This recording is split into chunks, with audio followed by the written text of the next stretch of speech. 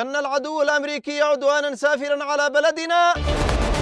ইয়েমেনের হুতি বিদ্রোহীদের বিরুদ্ধে বিমান হামলা অব্যাহত রেখেছে মার্কিন বাহিনী। দেশটির বিভিন্ন জায়গায় চলমান প্রাণঘাতী হামলায় এখন পর্যন্ত অর্ধশতাধিকের বেশি নিহতের ও বহু সংখ্যক মানুষের আহতের খবর পাওয়া গেছে, যদিও হুতি বিদ্রোহীরাও পাল্টা হামলা অব্যাহত রেখেছে।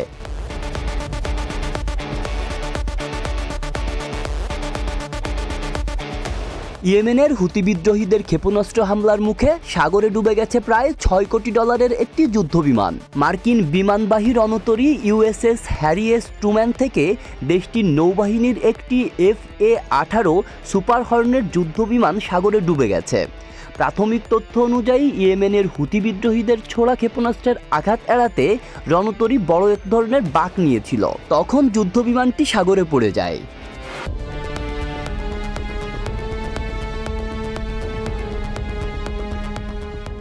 স্থানীয় সময় সোমবার এক বিবৃতিতে নৌবাহিনীর পক্ষ থেকে এ তথ্য জানানো হয়। এর আগে সোমবার হুতি বিদ্রোহীরা বিমানবাহী রণতরী ইউএসএস ট্রুম্যানকে লক্ষ্য করে ড্রোন ও ক্ষেপণাস্ত্র হামলা চালানোর দাবি করে।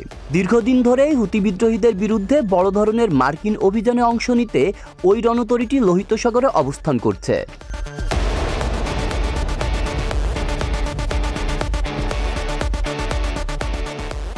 এ ঘটনায় এক নাবিক সামান্য আহত হয়েছেন। অপর এক মার্কিন কর্মকর্তা বলেছেন, যুদ্ধবিমানটি ডুবে গেছে। নৌবাহিনীর দেওয়া তথ্য অনুযায়ী একটি FA-18 যুদ্ধবিমানের দাম $6 কোটি বেশি, যা বাংলাদেশি টাকায় 725,90,58,000 টাকারও বেশি।